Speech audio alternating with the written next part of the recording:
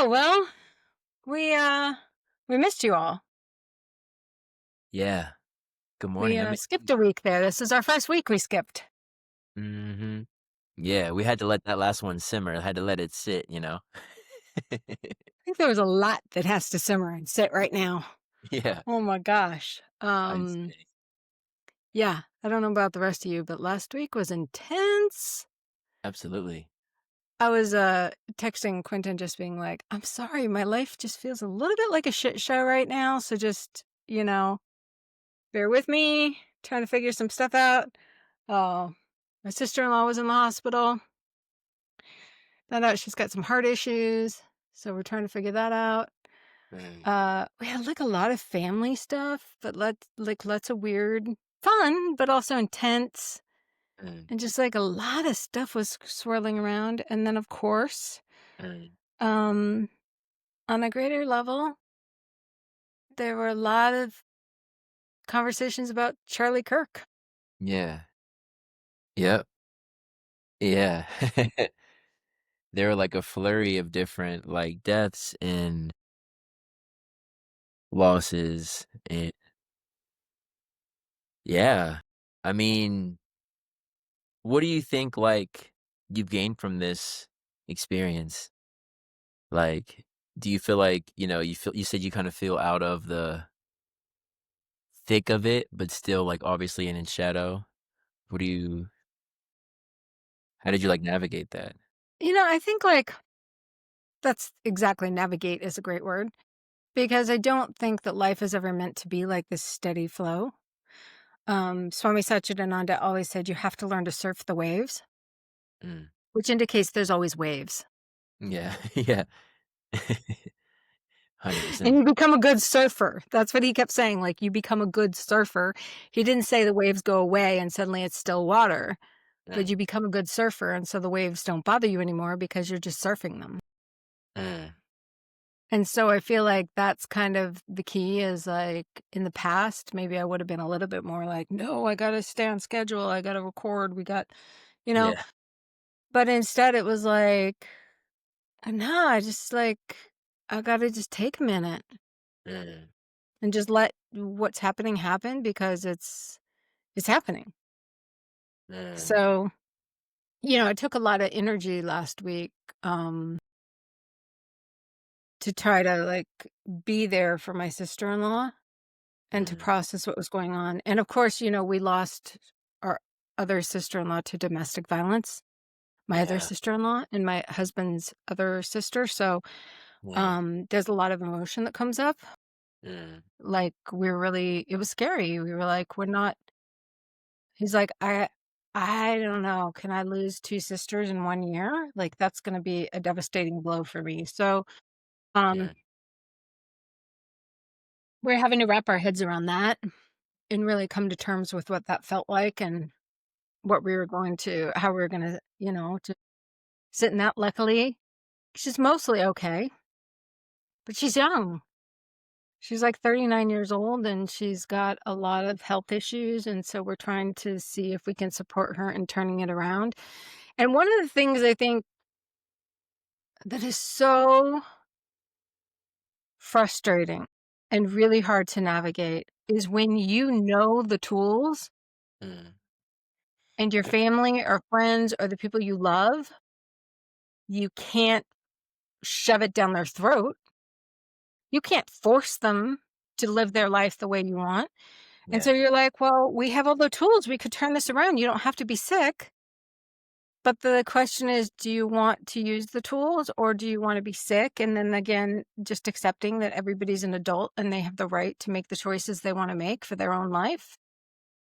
And being like, look, if you want to have our support, we're here, but we're not going to force it on you because there's dignity in being able to make your own choices. And of course, she's not a child, even though in some ways she really struggled a lot with being and her parents really babied her, but then both of her parents passed away. mm, And so now she's like, they didn't really give her the tools she needed to be able to be as functional as she needed to be. She's significantly younger than D, obviously, Yeah. and it's his half sister, so she was raised with a different father, very abusive father, and so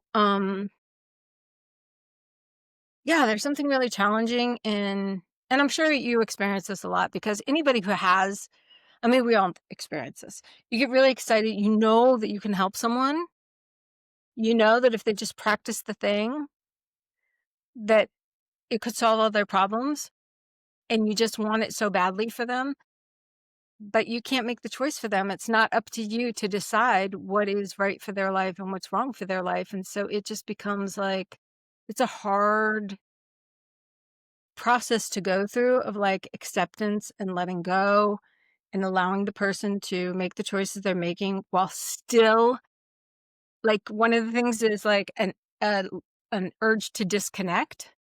Mhm.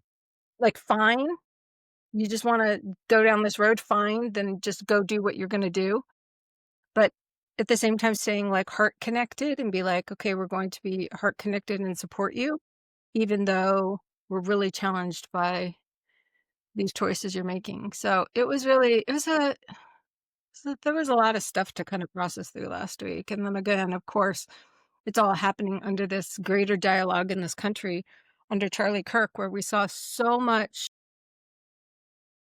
oh my gosh, so much division, so much fear, so much hatred,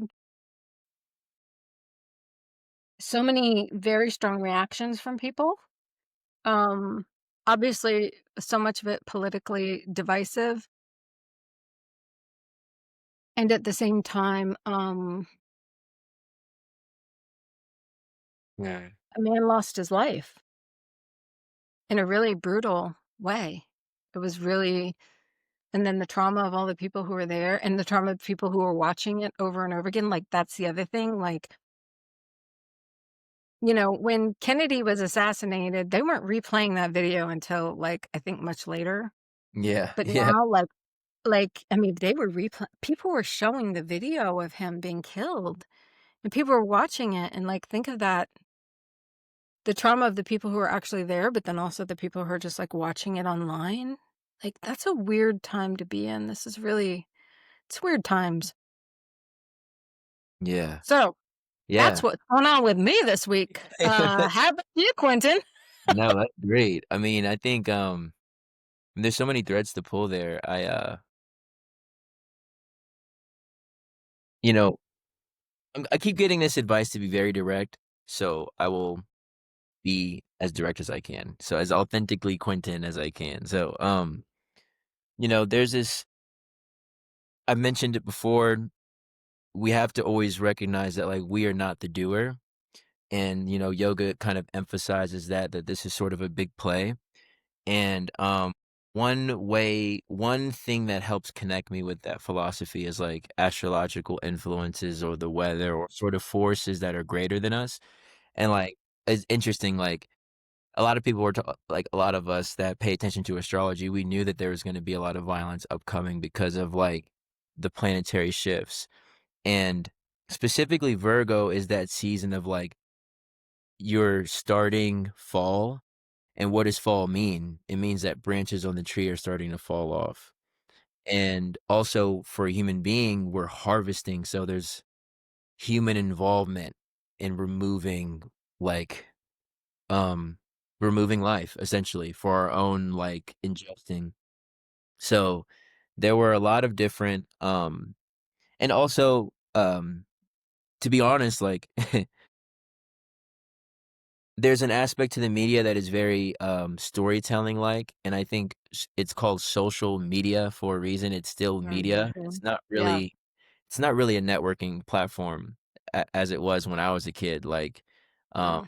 the adults got in there and y'all jacked it all up, but, when but, like, it's mainly, like, what does the algorithm wanna show you? So, the algorithm holders are still telling a narrative, and when you realize what's going on, it's like all of the media has a choice, like, it's still a decision. What will I choose to exemplify today? Like, how many other people got shot that day? How many people Yeah. probably got shot also being recorded?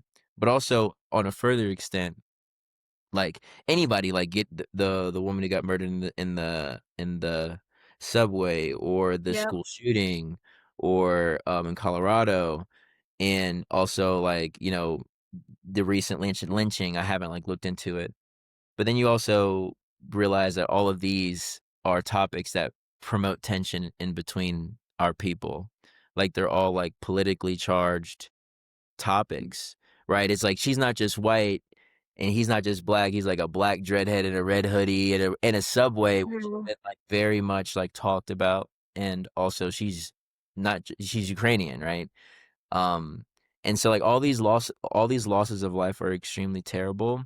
And also we need to realize that, like, at the same time, that just because like, these things are happening doesn't mean that we need to increase tension in between each other. There's this card in my little animal spirit deck, should give another shout out, Kim Cross, and it's called Wolf. And, wolf are very, like, communal animals, and they do kill. Wolves do kill other wolves, but generally speaking, they're, like, a communal, like, kind of, that's why, we took them and made them dogs, basically. And, the emphasis of the card is tolerance, and it says, "Agitated wolf energy." Like, wolves are great humanitarian leaders, spiritual leaders, like, but they get into trouble when they think that everybody has to follow in their footsteps. And the best way to balance out agitated wolf energy is tolerance.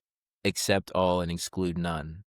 Because unconditional love is that. And I think, like, the yoga practices is sort of like purifying the mind to realize, like, okay, how can we act from a space of, like, what is necessary, rather than what is appreciated, or what is, like, loved, or what is even ingested. Like, what is necessary. Like, I'm gonna make take this horse to the water every single day, like, whether you drink or not. um and obviously life is, I would that's extremely difficult, but I would find that, like, that's what the the practice is asking us to do is, um unless you're being damaged or aggressed against, like, it doesn't harm you, to be the sun. It doesn't harm you to, like, express yourself. But there is also, like, that masterfulness of, like, you have to balance out what you give to how much you take care of yourself. You can't overextend yourself, but you can still, like, give an equal proportion that you take care of yourself. So, um, I've been, like, thinking about all these kind of things, and just, like, remembering that, like, there is no life that's more significant than another. Like, whether you get blown up in a building, or you get strangled by your husband, or you get shot in the neck in front of your kids, like, all of these lives were equally important. And, certain things are just made more public, and they're made, like, lionized because of the media and the exemplification, or, like, because of their quote unquote status, or their race, or their mind and body, their instrument. Um, but I try to keep in my mind too that, like, you know, people losing their life is not always a negative thing.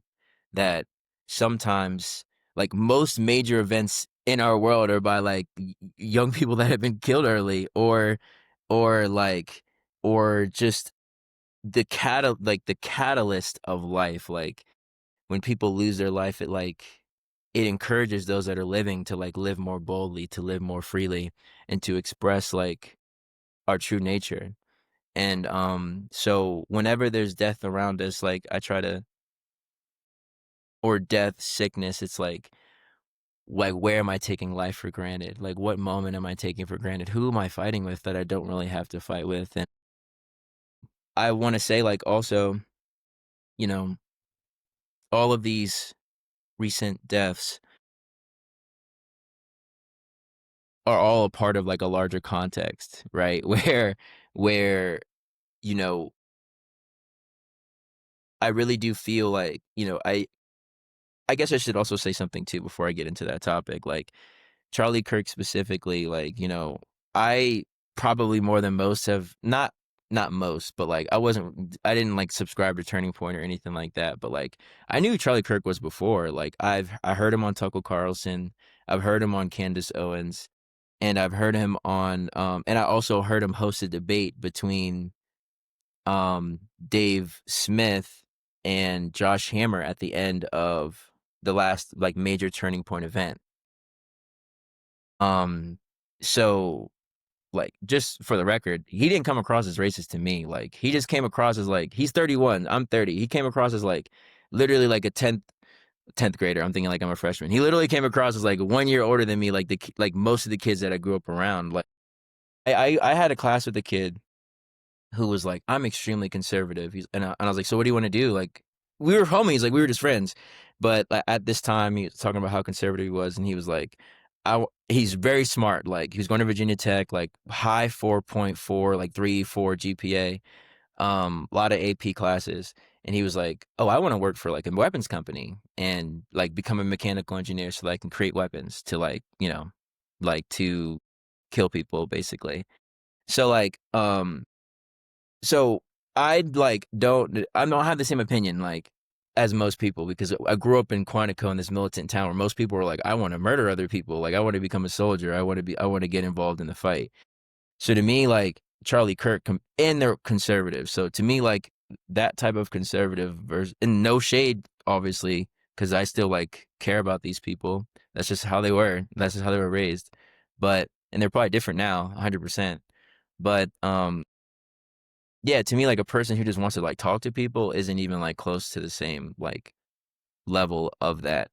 Like so, I don't know. I just when I like heard him speak and like especially like the debate that he hosted with Dave Smith and Josh Hammer over sort of what's going on in the Middle East, it was I don't know, it was kind of like heart opening for me because Dave Smith had already debated this person and he'd already like really beat him on this topic and he like as in they did a like Oxford style debate and they had like an audience vote on who got persuaded more. So like technically speaking, Dave Smith won the debate like by a landslide. And so we had him on to do the same thing again.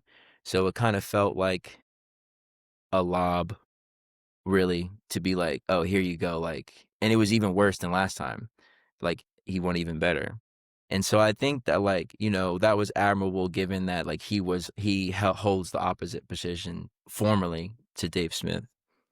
Um, so anyways, so just him being young, him being close to my age and him trying to like, have a political influence was a very um, it kind of like hit home in a way that, I don't know, it really impacted me for a couple days. And, so like all the folks that are out there, like that might be like emphasizing people's response, like it doesn't really matter because it's, it's, it doesn't matter what other people think about the people that you care about. Like, for every person that you love, like even Swami Satyananda included, like there might be people that don't like them. Like there might be people that spit on their grave, and that doesn't mean that you then need to have any animosity towards those people. It might be difficult, but it doesn't need to it doesn't need to impact your heart. And then so any of these events, any of these politically charged events or hot topic events, like try to take that with you, like that no, like rather than emphasize like how you might be hurt or how this other team now needs to be othered and needs to be muzzled, like you can just focus on like what is it in me that needs to be expressed in this short life that I have. Yeah, I mean, didn't really agree with Charlie Kirk on maybe anything. I don't know, probably one or two things, but obviously he did not resonate with me. However, I always think I'm gonna call it a political assassination, even though he wasn't a politician, neither was Martin Luther King Jr. or Malcolm X, right? But we Yeah. still consider them to be basically political assassinations. It's so disturbing when people feel like someone is saying words you don't like, and therefore you need to silence them. And I've struggled a little bit with this because obviously Swami Satchidananda always said that words matter. Words hold a lot of energy, right? We think that like sound holds energy, words hold energy. He used to say a good thought is more powerful than a bomb, or that used to be like a saying. So I feel like Yes, his words were powerful, but obviously it's when people go take actions off of the words that become problematic. But he was creating a movement among young people. I don't have to like his movement. I don't have to agree with his movement. But I do really have a lot of respect for what he was trying to do with his beliefs and the way that he was handling it. And I think that's partially why, I mean, obviously it brings up a lot of, trauma for our entire country because obviously assassinations, political assassinations, it brings up a lot whenever somebody's assassinated now. Um, and we're not alone. I mean, it's not like we're unique for political assassinations, but whatever. We're just talking about Americans now. So, um, and it was surprising how, again, it's always surprising how politicized it gets. Because at the end of the day, this man was a father and a husband and a brother and a son, and he had a family. And you're right, like any death is a difficult death. But obviously, he also represented something to a lot of people. And I think that's like where it becomes like these deaths, maybe it's not just that social media or the media, makes a bigger deal about them. Like, I don't think like, I mean, back in the days of, the previous political assassinations when they killed JFK and RFK uh or Robert Kennedy, and then they killed, Malcolm X, and they killed Martin Luther King. I mean, there was this whole slew of political or politically motivated assassinations. That's just a couple off the top of, I had obviously Emmett Till probably could fall into that category too, of anybody who's assassinated because of their beliefs. And what's the difference between just killing someone and assassinating someone, right? It has a different intention of like silencing someone because their beliefs, and they're convincing other people of their beliefs. And that's what their words are so powerful, that their words are inspiring others to go along with their beliefs. And so um the thing that's really come up a lot for me is like, you know, just because he was saying words you don't like, it doesn't give you the right to take his life. And I understand that, like, that may be challenging for some people because obviously he was saying words that could be really harmful for people. And, I do have trans people in my family. I do have gay people in my family. I do have people of color in my family. So I'm not trying to hurt them by saying that, but I do think, like, his words were his words. Yeah. That made me think of something because it's like, I do wanna, like, encourage people, like, just as a black person, like, specifically, it's like, you don't have to not like the people that don't like you, and also, like, because it's like but also, I do wanna say, like, this is actually extremely important to emphasize, it's like, most people who don't like a commentator on whatever topic, they've never really most of them haven't actually sat down and listened to them speak at length.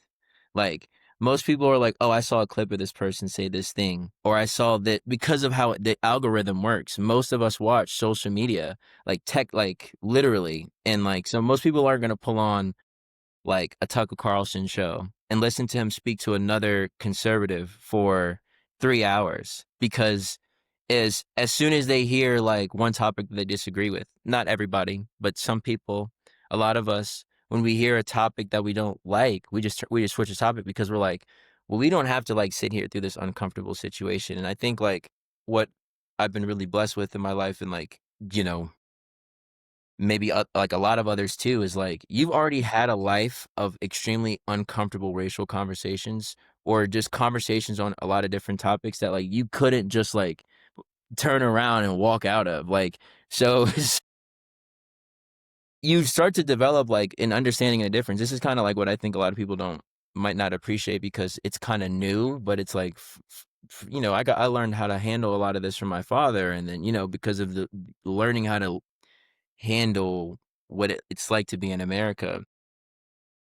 I think some people might hear, like, for example, it was I mean, it wasn't until 2012 that most people even had anything positive to say outside of the main city centers. Most people didn't have many positive things to say about trans or gay people, unfortunately. So Mhm. I graduated high school in 2013. So I'm saying like literally up until junior year. So that's why like when I think of Charlie Kirk, for example, or these different people, it's like these are just kids that are my age that just grew up in places with less diversity. Like this was the articulate position Yeah. and like realistically, and I'm not saying that it's good or bad. I'm just saying that that's a lot of people are just a product of their environment and how they're I think raised. Just that's a really beautiful viewpoint, though, Quentin, is like realizing he's just a product of his environment and recognizing that he's the same age as you and, that he was expressing, but he was willing to have conversation. And I think that's why he became really popular across the board, right? Everybody, I mean, even if you didn't like necessarily all of the things he was saying, I think he had a lot of respect from a lot of people because he was the one person who was willing to go in there and have a debate.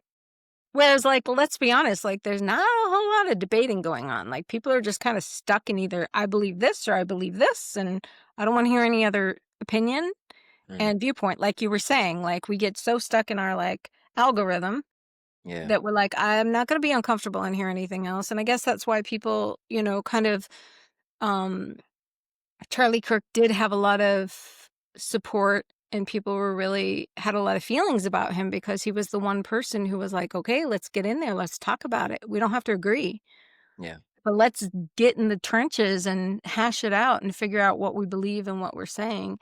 And so I think in that sense, I think it's really sad.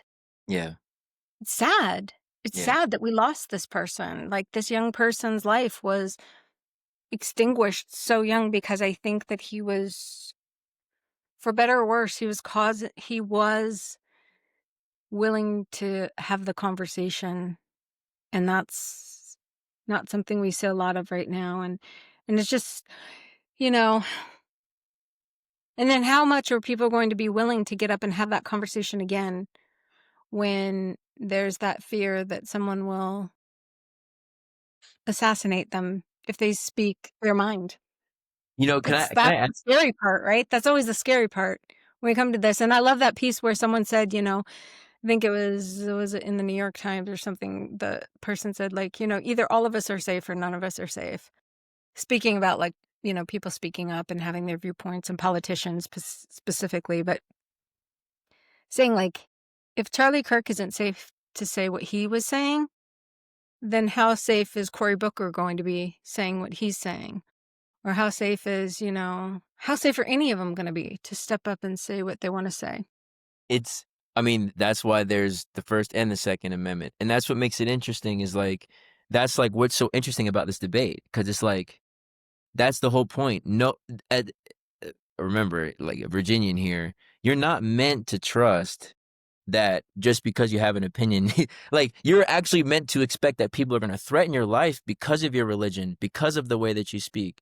Like, these are the reasons why people kill people. That's why I think that, that's why I have that perspective where it's like, yeah, in which situation is prompting conversation a bad thing? Like, never. Like, definitively never. Like, whenever you have a problem with the whenever you have a partner with your partner, with your friends, like, talk about it. Like, try to console. If you can't console, try to figure out gifts. Like, just try to let bygones be bygones. And then if you can't do that, then you argue, but you're still arguing in good faith. And then if you can't argue through it, then you use force only as a very, very last resort. But it's like, this is the process. This is honorable. Like, I think that a lot of us haven't been, like we talked about before, like, we don't know how to politically debate arguably. Like, a lot of the politicians that we have, not even just the big ones, the biggest one comes to mind, but a lot of them, like, they're not using, like, collegiate level, like, they're not trying to avoid ad hominems and straw man. Like, they're not trying to be, like, masterful in their debate style or persuasion and be honorable. It's just like, you suck, or you're evil, you're Hitler, you're a Nazi. So it's so interesting. Lex Friedman. did a podcast with a just recently, I think his most recent one, I'm like an hour and a half in, and it's about this guy who did a book on the influence of drugs on the Third Reich, on the National Socialist Party of Germany. Oh, what a good interview. I gotta go listen to that. Yeah. Ugh. And I have some things here already that I think we're gonna play with and that I think I wanted to, like, kind of hone in on a topic because I do wanna emphasize the role of quote unquote drugs, in our society. We are not a drug-free society, and I think that, like, No, you even know, so it's clever. like so people are sitting here like, Super drugged out society, if super anything. drugged up, super drugged up actually, and, like and it's We're all funny. on so many legal drugs, it's, like, ridiculous. We Yeah. are all so drugged up. So it's all and you see how multidimensional like, I love this narrative that it's like these people exist, right? Like, Charlie Kirk exists, Martin Luther King, Malcolm X, like, they exist, so it's not like everything that they say about it's not like everything is about them is made up. Like, I'm not gonna say that, but, but we do know that all literally, like, even Martin Luther King, to the vast majority of the media sources, was vilified. Like, God, it wasn't so like hated. yeah, so it's like everybody He wasn't popular in his time. no, there are many people, like, in Virginia, like, for example, that, like, were very happy when you get locked up, would have cheered people cheer I actually heard a podcast of a guy from Northern Virginia who said that when he was in school, he got the news that Martin Luther King died, and they all cheered. I bet. And not to I mean, let's remember So Martin Luther King Day, which was a federal holiday in Virginia, they made it Lee Jackson King Day. yeah. Andrew Jackson and Robert E. Lee were celebrated on the same day as Martin Luther King for a very, very, very long time. Yeah, like, they didn't desegregate the schools, like, entirely until, like, the '80s. No, So, I'm no, the school in the county next to us was the last school, I think one of the last schools to desegregate, and it was in the '80s. It was a private school. It was a whole incredible if you've never done the history on Prince Edward Academy, man, if you wanna learn some history, Prince Edward Academy is, like it's intense what was happening in Prince Edward County, and how they and I used it, like, as a backdrop of, like, some really big, larger conversations that were going on, but, yeah, I mean, Virginia's got some deep and recent roots in this. And I always ask myself, like, why? Like, where did this come from? Like, where is the prejudice policy from? Where does identity, like, which is in a larger sense, it's like identity politics as a whole. It's being taught in school and it's being taught like through media, newspapers, radio, people that have official voices that speak in a funny voice and they must know more than you because they speak like this, like next John, and then obviously you think you're in this place that's so benevolent, so that you're gonna like kind of believe these people. So when they say like things like when the New York Times says um the crime rate's up in these communities, and we think it's just because of like, they just don't care about their like, they have access to things, sure, but still, like at the end of the day, like, aren't these people a little bit dirty? Like we know that like it's their fault, like kind of sentiment. And I think that a lot of the times, like that still happens till today, where like I said, like I'm nonpartisan, so I just call a spade, like whether you're on my team or I'm not on any of the teams, but hypothetically speaking, if I'm on your team or not, I'm gonna call it that's the big joker, that's the little joker regardless. And so like when you say like, over and over and over again that like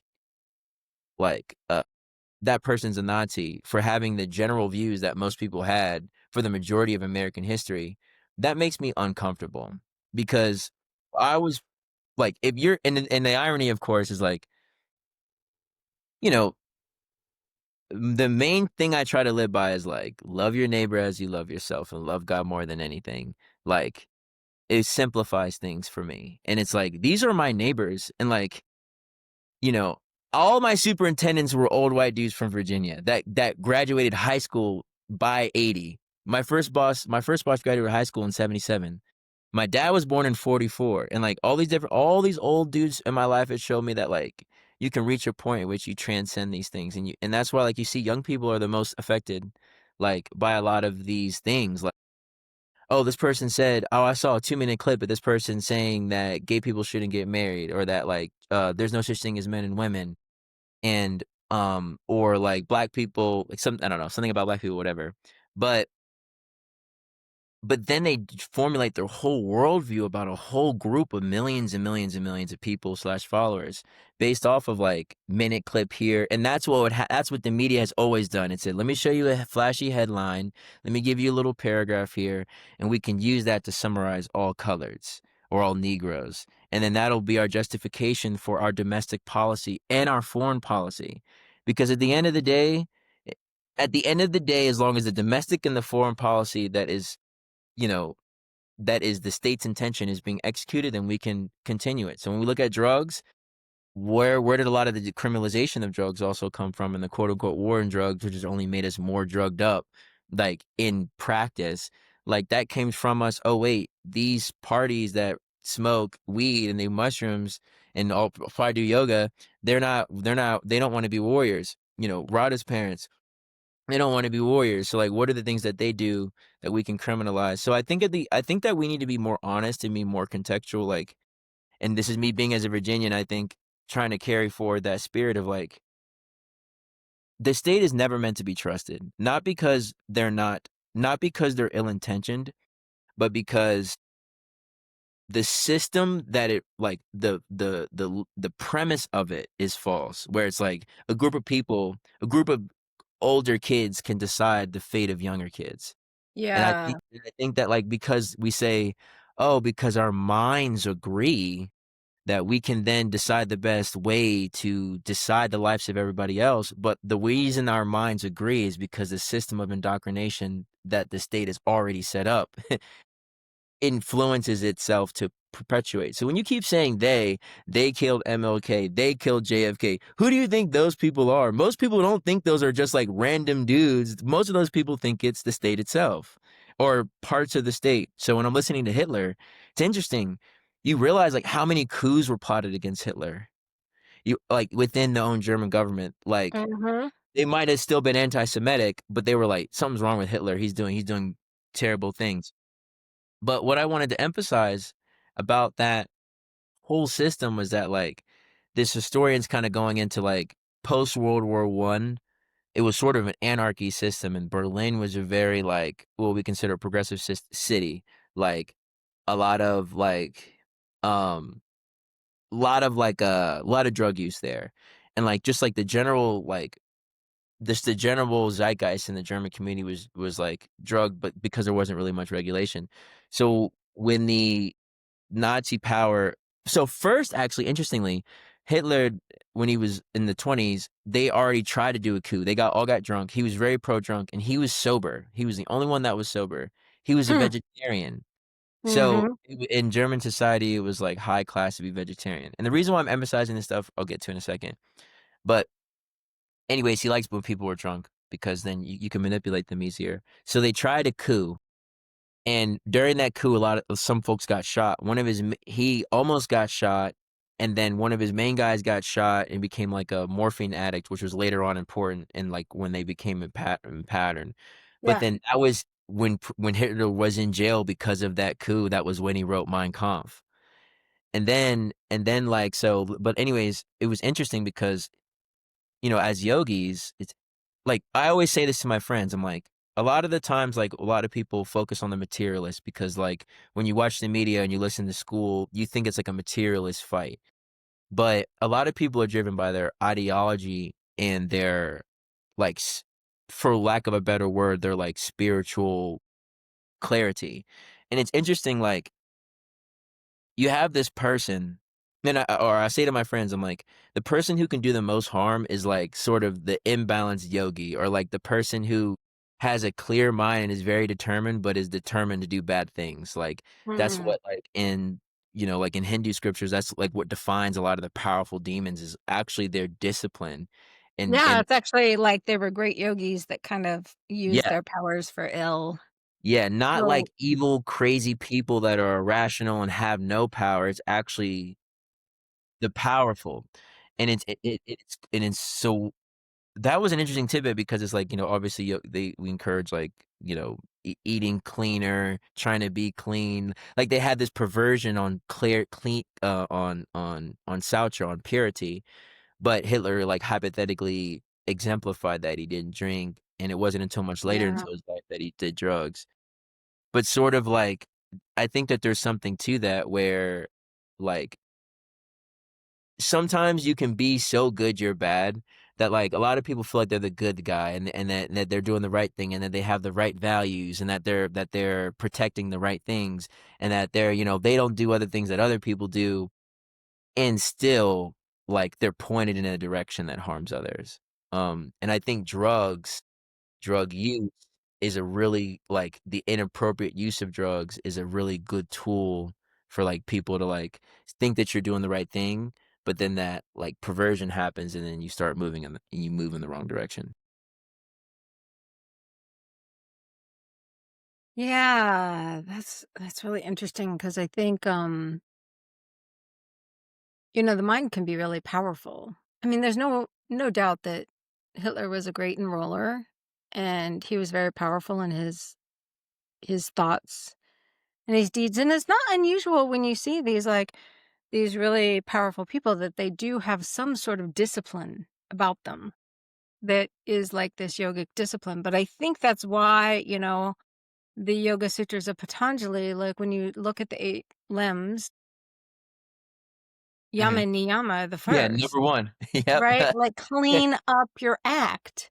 Like, Mhm. make sure before you get into these other practices that you're living a clean life, you've cleaned up your mind, you're living according to some sort of, um, creed that will keep you from going down a difficult path, because once you start honing the mind, um I always said, for me, as somebody who does struggle with mental health issues, like, my mind's so powerful that it can go sideways really fast. Mm. Really, really fast. So Yeah. if I don't keep, like, a tether on it and make sure that it is balanced and going in the right direction, because I do have a powerful mind. You cannot be meditating for as long as I've been meditating and not have some sort of ability to control the thoughts.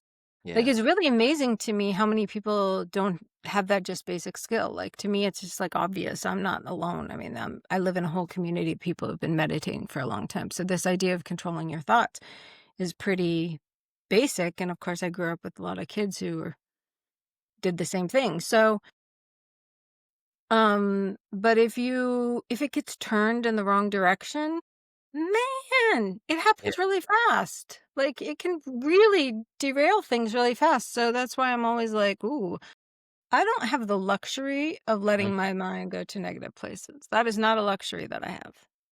Yeah. Because if it goes into some sort of negative, hateful, you know, dark space, then it's powerful, and it will Mm. start manifesting and creating, like, really, like, my Ooh. world will become really dark really fast. Ooh, I think you know what? Okay, so that's a good Virgo analogy too, where it's like, what are the things in our lives that cause our mind to go into these dark places? Like, and then it's just like those are the things that need to be removed. Like those belief systems, those thought patterns, like that, you know, almost have almost like a subconscious. And also Virgo is an earth element, so it's like about the material. So people dying in this way like makes more sense. Maybe there might be financial loss in another way, maybe loss of freedom in another way, but loss of life is a very materialistic and um way to look at it. So it's like what are the beliefs materialistically about the people, like just the bodies around you and the life around you, the things that you eat, um that is impure, like that you continue to ingest. And yeah, so I find like all of us kind of got confronted. Like in my own personal life, I got into an accident. Wasn't a bad accident, but I didn't have insurance. And that was the first time in my life I've never had insurance when I got into an accident.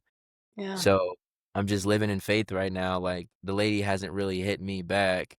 Um, and obviously it's been a while since that happened. That was in early September, so, like, I don't know how much it's gonna cost, but I told myself before that I don't believe in insurance. I think it's a scam, and I'm not comfortable with participating in my own scam. And it's so cool, like, this is, like, I'm married to like,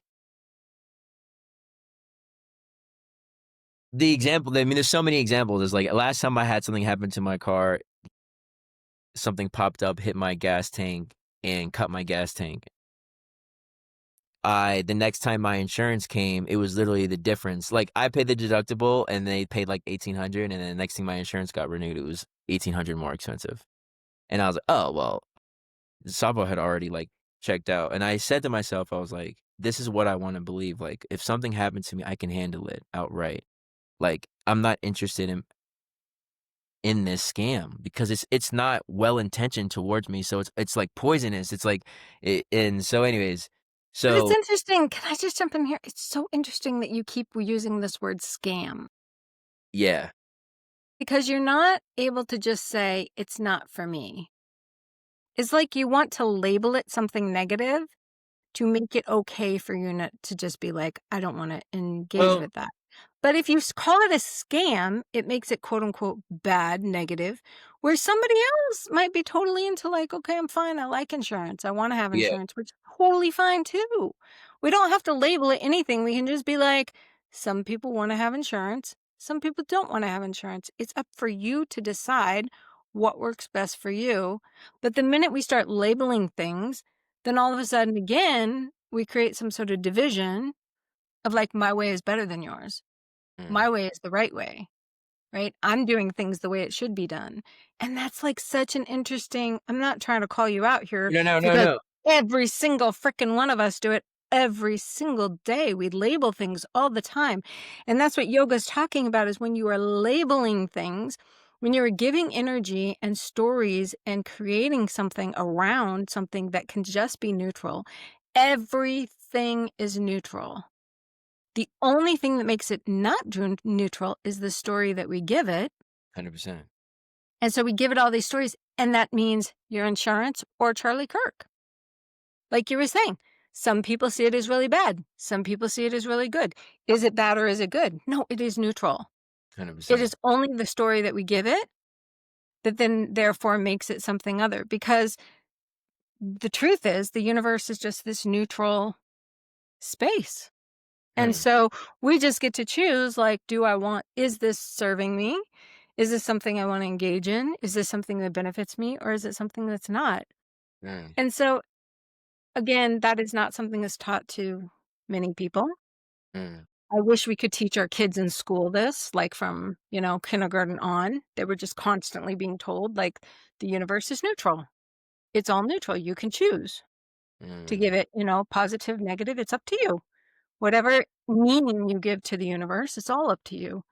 And so I think that that's really a powerful it's a powerful core of yoga. mm, Swami Satchidananda used to always use the example of electricity. I think maybe I've talked to you guys about this before, where he would say, if you put your finger into the electrical socket and get electrocuted, you're going to say electricity is bad. Oh mm, my God, that was horrible. I put my finger in that socket and it electrocuted me, and obviously that's bad. Somebody else plugs in a lamp and has light, and they say, oh, electricity is so wonderful. It's so good. mm, Did the electricity change? No, it's just electricity. It's all just the story we put behind it. So for some people, insurance is great. They're like, mm, yay, it's great. It's wonderful. It's this positive thing. For you, you're like, no, insurance is not something I want. It's negative for me. And so we give it this like labeling, whereas in yoga is like, just take all the labeling out and just choose what you want to do. And be also, um, it's hard for us to just stand in our own. There's so much noise telling us how we should think, how we should be, how we should feel. I think it's always been there, but obviously it's really amplified with like social media. And mm, so it is hard to just sit in your own like truth and like your own fit space of like, this is what's good for me and it doesn't have to be bad or good. I'm just simply saying, I choose this and I don't choose that. Mm. Because we wanna, like, the mind, as we were talking about, the different parts of the mind always wants to say, it wants to analyze it. It wants to say, this is that, this is that, this is that, this is that. And part of that practice of yoga chitta vritti nirodha, restraint of the mental modifications of the mind, is stopping that analyzing and just saying, no, it's all just in this neutral space. And I don't have to label anything. I don't have to give it anything. Anyway, sorry, I jumped in No, I there. love that. I mean, no, that's a great point. I think that, like, you know, it's interesting, like, I've been struggling with this, or not really struggling, but just, like, contemplating this reality that, like, you have belief systems, right? Like, for example, like, insurance, we'll pick on insurance today, like, the reason why you have insurance is based off a belief system, right? You've been told things about the insurance. You've been told, and, like, I think, like, Virgo, or just, like, this is I think this is the last day, or yesterday was the last day, so very Virgo-y conversation, but it's sorta like it's about discernment, it's about purity represents the Virgin, the mother, and it's about, like, discernment, like, you take sort of the fiercity in Leo and you, like, concentrate it, and it's also, like, sort of like the start of the harvest. So you're discerning what is food, what is not food. I don't know, so that's kinda how I look at it, where it's like, what belief system is food and what's not food? I might not be right entirely, like, but you still have to, like, go through that process, and I think the mind, a lot of the time, the mind and the ego it'll decide, it'll say, like, "I like apples. Apple is food, like, we need to eat as much apples," rather than sometimes asking or being open to, like, what is meant to be harvested, what is meant to be eaten. I think, and from what I've seen in, like, Eastern, the way that the Eastern look at it, like, that's their approach to food, where it's like, whatever's given is, like, good enough for me, like, rather than always needing to decide what is to be consumed. So, what I was thinking about, like, um, picking on insurance, for example, it's like, what is the belief system that I personally subscribe to that, made me wanna get insurance for, like, several years, right? Right?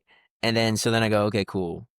It was this one, that one, that one." And I use scam, like, just, like, playing with the word scam. The only reason why I use the word scam is because in a lot of places it's mandated, right? So, it's non-optional. You don't get to choose for yourself. So, that's where I'll technically use the word scam, as in, like, some people might like that policy, but it's not really, like, a democratic policy that's voted on every year, like, it's very And much yet like it's a. always choice. Like, if you don't Yeah, like if you're living somewhere where they require insurance, exactly. get Then you yourself can up move. and move if you don't Exactly. like it. Like, Yeah, move. There's always some kind of choice exactly, that exists. And yes, exactly. maybe that move is challenging. Maybe it's gonna take you a little while. Maybe you're not gonna get there overnight. Maybe you're gonna have to overcome a lot of things, maybe financial things and familial things, and maybe social economic things are going to hold you down. But many people, the key, I think, that the people who rise up off of it is say it's choice, right? And that's what I love what you're saying about insurance, because, like you're saying, I'm choosing something different. Yeah. I'm choosing that I don't want to have this. I've never had my insurance raised. I've had several accidents. I've never had my insurance policy raised. Oh my goodness. I know. I love insurance. I'm like, oh my God, it has always worked in my favor. I am Yeah, such a fan of insurance. I've had such good positive experiences with insurance that I have no energy around insurance. I'm just like, yep, just pay yeah, that whatever. thing. And then I'm Wow. going to get in an accident and I'm going to get more money back than I ever paid in. And they're going to, like, do all these great things for me. Mm, It's just a yeah. different experience, right? And so for me, I'm like, oh yeah, sure, insurance is awesome. Like, look at that. But my husband doesn't always have the same feeling about insurance. Yeah, but you are definitely lucky. That's so awesome. I like if that's like that should be a superpower. Like, insurance not getting raised after a claim. Mm. I But know. so I think, like, but that was one thing that was going on with me at the time, and that's exactly where I had to came through with it, where it was like, in the beginning, I was nervous because obviously you just got into an accident and, um, it wasn't expected, but I think that there was something in there still where I, you know, responded in a way that I usually don't, where I was like I was worried for a second. I was like, "I'm usually not that worried about things," and just feeling like, Yeah. "Okay, this is something that's still in me," and, then I had to remind myself, and then I have a Leo buddy. I like repping Leos because I just like repping the energy where he's in a similar he's like, "I got an AMG. You think I got insurance?" Like, "Heck no. I just get it to get out the lot, then I cancel it, and he's like, "I'll just pay for it if something happens or just drive safe," and I was like and he Mhm. was just like and I was like, "Okay, yeah," but he said it to me, but it was more so like me saying it to me, just kind of reminding myself, like, don't cower, don't fear, don't, because when we start to go into those negative spaces, that's really the problem. So to me, it's like the challenges are neutral, like the quote unquote obstacles, the waves are neutral, and it's how you choose them, how you choose to ride it is what makes it fun. Like, what's the belief system that's going to get me like through this wave, and realize like, okay, maybe this belief system is actually making me crash. Like maybe this is like not sure footing. And how can I tell Mhm. that I'm crashing? My mind is like all over the place and it's losing its calmness and it's so cool you use the surfing analogy. My homeboy that I met out here, a yogi too, he surfs. He really loves surfing. And it's like we live in Colorado, but really loves surfing. But he's like nerdy like me kinda. So he likes talking about surfing. So I've been using this analogy a lot, like, since I learned it, and I think it applies to life excellently, is oftentimes we'll have an issue, and we'll be like, "Okay, cool, I'm done," and then something else will happen, and we'll be like, "No!" "Look, please, like, why me?" It's in here, Checked him like a box and that was done, right? done, and then you get through that, and then something else comes, and you're like, "Alright, why what's going on?" So what he told me was, and this is what surfers know. First of all, surfers know where waves are.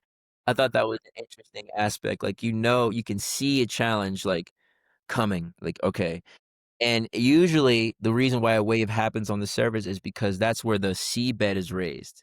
So there's a blockage there. So it's like, okay, there's a blockage there, that's where the wave's gonna come, alright, cool. So that's where they hang out, and then waves come in sets of 2 or 4, they never come singular. Ooh. So, I've waves never ever noticed that, ever. yeah. 'Cause Mm. and he's telling me that, he's like, "So that's what you know," he's like, "You miss first one, you get the second one," and then so now I'm like Wow. and usually when you see surfing clips or something, it's like just them catching the wave, and then the next Yeah. wave, you see that but, yeah, he was like, "That's how it goes," and I'm like, "Well, we came from the ocean," just thinking about water as life and just using these elements as teachers to help us navigate our own life, and, so you I'm saw sorry, that I in just gotta stop for a second because you just blew my mind and yeah, I have yeah, to please. focus again. Like, we were just in the ocean, and I was in the ocean with my dog, and he loves the ocean. He's so passionate, hence and, like, will jump in any ocean, but he doesn't really like the waves because 'cause they're kind of intimidating, so we're learning how to jump over the waves, and I'm just thinking, like, I'm sorry, I was just thinking, what, they come in 2 or 4? So, like, when that big wave like, when that wave comes, Mm. that surprise kind of wave, that I could be prepared that another one's gonna come or maybe 4 are gonna come. Yeah, yeah, yeah, another 3, like Changed my whole life, Quentin.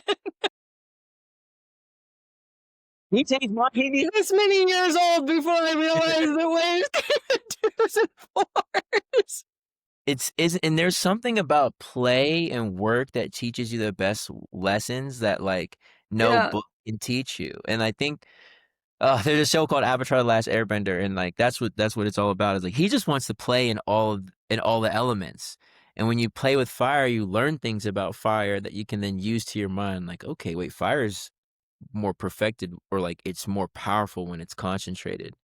Or, like, all these different things, like, how do you like, when's air best? When's water best? Like, and then so, yeah, play is a really cool thing, I think work too, like, you meet these old dudes that, like, know all these interesting like, you ever, Swami Satyananda would talk about repairing cars and using that as an analogy, and, but yeah, like just it's just so cool how also some of these things are, like, right there out in the open. Um, and even when you see someone surf, for example, like, A, it's a skill to learn how to ride the waves, A. Yes, it is. Then Yes. you have but what does the skill open up to you? It's interesting. It opens up to you larger waves. And isn't that this path? It feels like to me like the challenges get more acute almost. Like, um, yeah, like, yeah, just like the more concentrated you get, and that's why it can even be like, so you're riding the wave and like, falling off a small wave doesn't have that much of a consequence. But falling off a larger wave, like you can get pummeled. Like they do these large waves where people trail behind them in jet skis, like just to Yeah. get them. And I think that's another life example as like it's so interesting how and I also think of like that fourth wave, usually like that fourth wave or that second wave, in this hypothetical situation, there's a little bit of space in between the waves. It gives you a chance to get back on your feet and practice what you didn't do the first time. And the second Mm. time you get a little bit better. And then the third time you get a little bit better. And by the fourth time, you're having way more fun than you did on the first wave. And you might be able to go further and hold your balance longer. And that's all surfing is. And it's interesting because using the surfing analogy, no matter what, you get off balanced. Like, you have to get off the board. Even the nicest waves, they all crash and crumble down, and you go down. And I like Yeah. the menstrual cycle reminds me of that. I think that reminder of like, you have your highs and quote unquote lows, but it's all fun. Like it's all a part of the play. It's all like good. And I think like when you're, just as someone that's with a woman, like you get to ride those I waves guess of it's all fun. it's so fun. You can learn and I think that but in all honesty, like we talked about something that's terrible like domestic violence, and I'm very sorry. But um Yeah. but violence in general, um, which um it's through this like that wave riding process where we start to hate the waves and start to hate the ocean and start to hate the cycles and we just wish the cycles would end and just wish you would just stop, wish you would just cut it out. And rather than being like, okay, where can I tolerate, where can I find balance, how can I Mm. think about this, how can I accept this, Yeah. I welcome this. And I think like for you, you're like, I got, me, I'm more confront, I like I like confrontation a little bit, but I don't not in like a sadistic way, just, I just realized there's a little bit of growth there.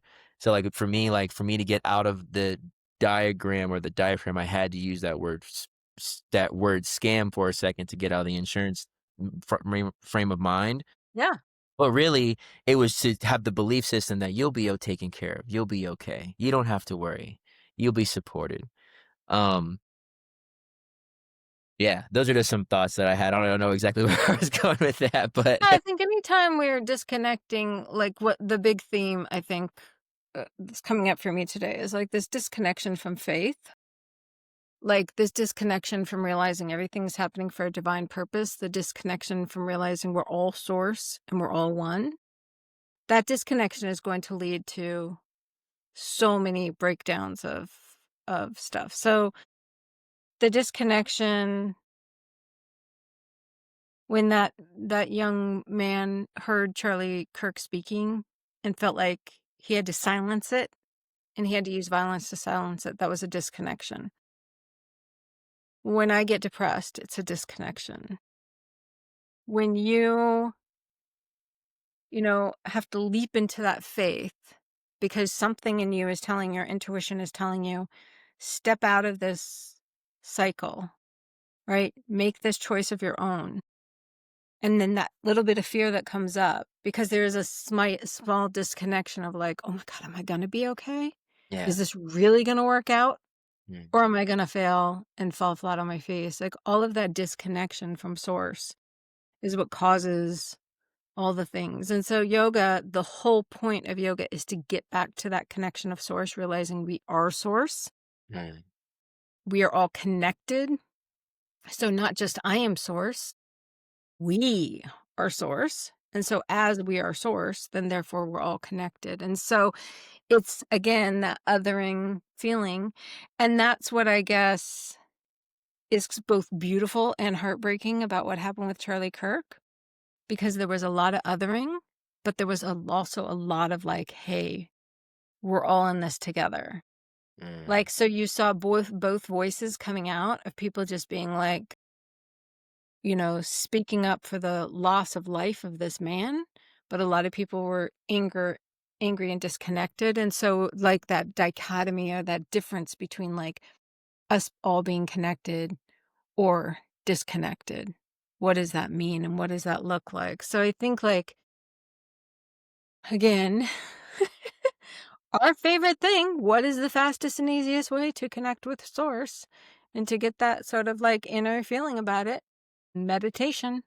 mhm. I know that Quentin and I are big fans of meditation, but, like, it's just such a powerful tool in a lot of ways. I mean, there are other ways you can connect with source. I love in integral yoga, they have, that's one of the things I find really beautiful is like, the different paths that we have. So you can use japa yoga, repetition, of divine names. You can use bhakti, where you're just expressing that love and devotion. Um, you can use yana yoga, where you analyze it all and say, what is true? What's not true? Who am I? You can use karma yoga. You can just serve it out, right? Some people right now just want to go serve. They just want to be there in like service. So whatever way you find to deal with whatever the disconnection feels like, and the disconnection. I mean, it feels like pain. It feels like sadness. It feels like grief. Um, I would love for us to kind of put grief in a Yeah. upcoming podcast. I think grief is really something that we could talk about because I think there's a lot of grieving going on. But anything that you're feeling, there are tools that you can use that are really practical, and they don't all have to look the same. So you can pick and choose which one works for you. And breath and meditation are ones that can be done very simply. They can be done. They don't require any um they require very little training. Of course, now we live in a modern world, so there's a billion apps for you. Mm, Um, you know, Insight Timer has so many free meditations that you can just like download that and just jump in and be meditating and right after you listen to this podcast. Wait till the mm. podcast is over. Yeah, yeah, please. Don't jump in and start meditating yet. Uh, there's YouTube. YouTube has an enormous amount of, you know, resources available for us now where you can learn meditation, deep relaxation, breath work. There's a lot of resources for us out there. And when you're just beginning your path, then there's really a lot of stuff and it's hard to kind of like go wrong. You can try and kind of just choose whatever's resonating with you. And if you don't like one, just don't give it all up. Just try something else. Then as you deepen your path and you start getting more into it, then it's good to look for a teacher. It's good to look for a community. It's good to look for a group. And then when you really, really start to deepen your path, that's when it's really key and important that you find a guru because so much of that, I touch my top of my skull here because we believe that this is the source of our crown chakra. And so much of the divine energy comes down through our crown chakra. So Mm, for those of you who are listening, I happen to be touching my crown chakra at that moment, demonstrating. But so much of that energy gives us like a direct connection to God energy, divine source, and also through the lineage of these gurus. When they actually initiate you, the initiation often comes with them putting their hand on your crown chakra mm, and blessing you and transmitting that energy through your crown chakra into you. So, you know, that's just sort of the trajectory you can go along. mm, But for right now, it's a matter of like really just tapping into source in any way that you can. And if that means going out and sitting in the grass, go mm, sit in the grass.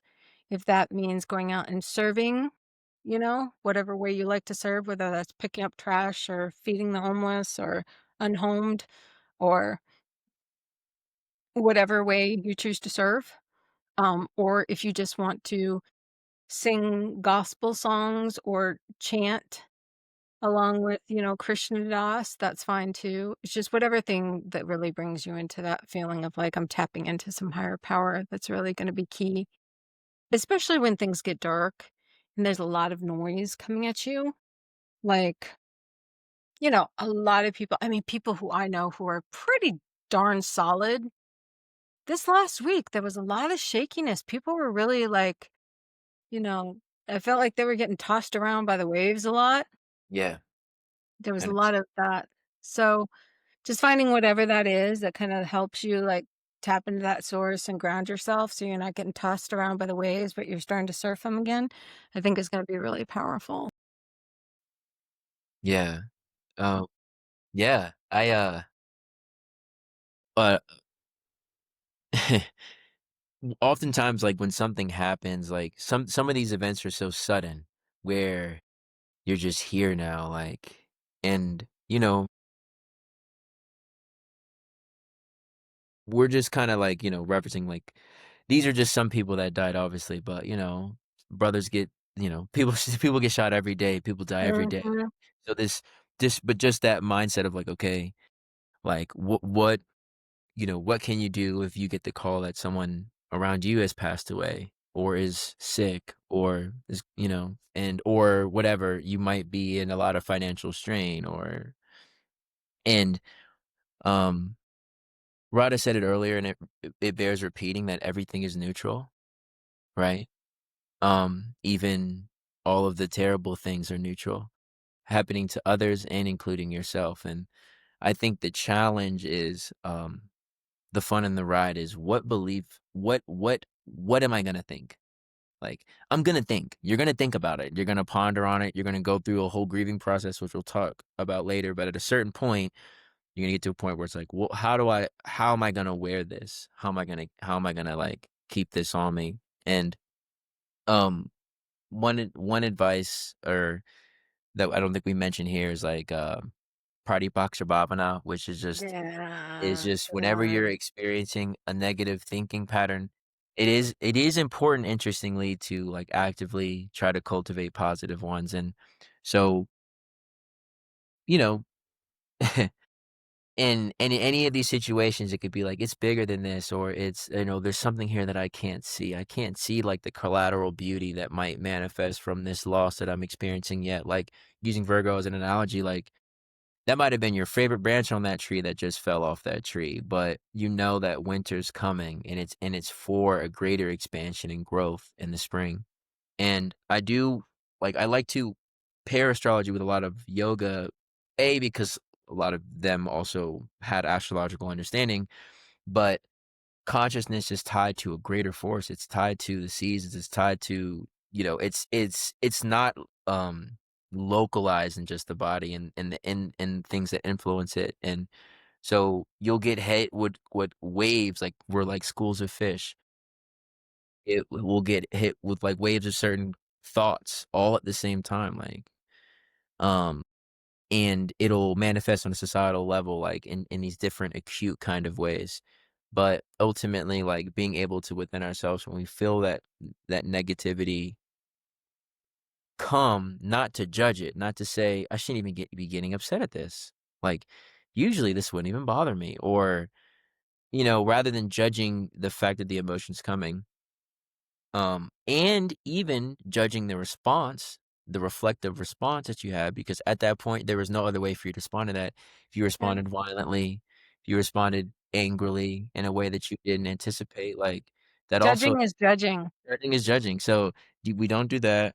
We just say, okay, that happened, and also have faith that maybe I snapped at that person, went outside of my bounds, but for a reason that I can't see right now, and I don't have to judge myself and say I'm a terrible person for not meeting my principles on X, Y, and Z.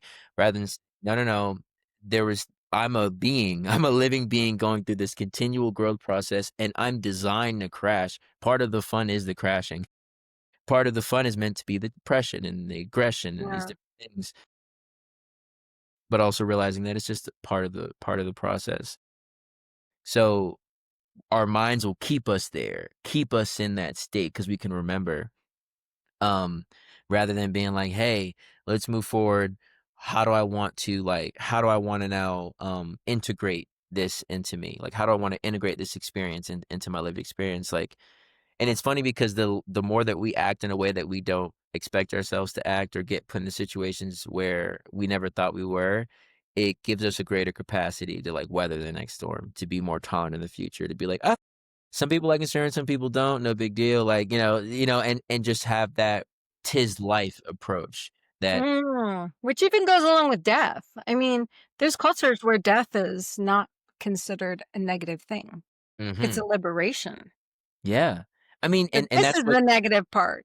And when yeah. people die, it's actually celebrated because they have been liberated now.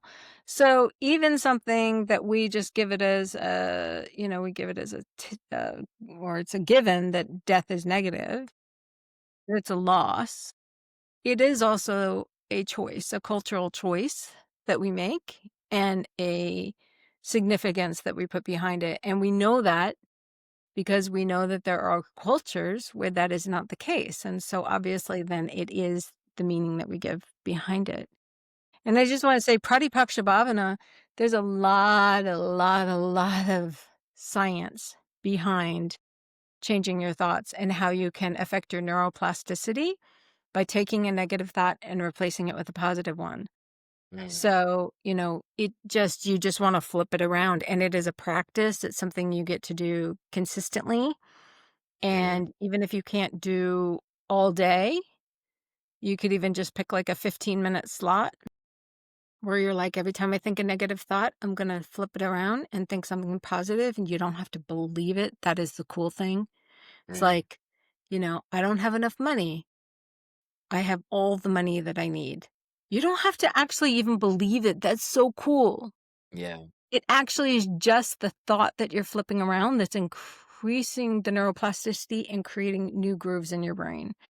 And that's just the science of it. That's really freaking amazing. And I think this probably, like, the main point I wanna end on is, like, we keep talking about connecting to source, and I don't think we should be like well, I'm not saying you are, but a lot of us have this timidness when we talk about source and God power and that, um but what that really means to me is that our words create. We're co-creators. That's what that means. Like, that's why our words are so powerful. That's why it's not just nothing that this person got assassinated, that all he did was speak, because in a way, you know, there could be a sniper that killed 100 people. That person is way less powerful than Charlie Kirk was when it came, like, for example, because of the power of the word. And Charlie Kirk himself, especially because of his Christianity, which needs to be emphasized, anybody who's, like, at least a little Christian, you gotta remember that, like, death is not the end, right? That's, like, the beginning of everlasting life. And, so even in this society, it shouldn't even be viewed, like, as negative as people make it out to be. But what, um, uh, what I was gonna say earlier, I lost my train of thought. Thinking about, mm,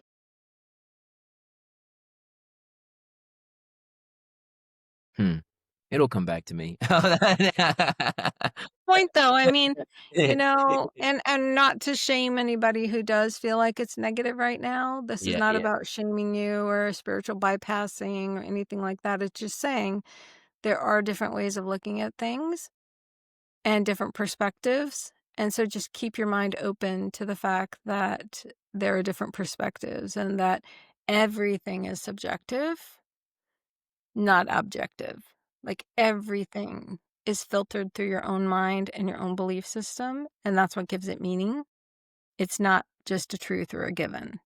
And so the way that we're raised, and that's why I really do love the fact that we're exposed to so many cultures now, and that we do have this kind of smaller world, is that because we can see that different cultures experience or look at things a different way than we do. And that's a powerful awareness because then we realize there are different ways of being.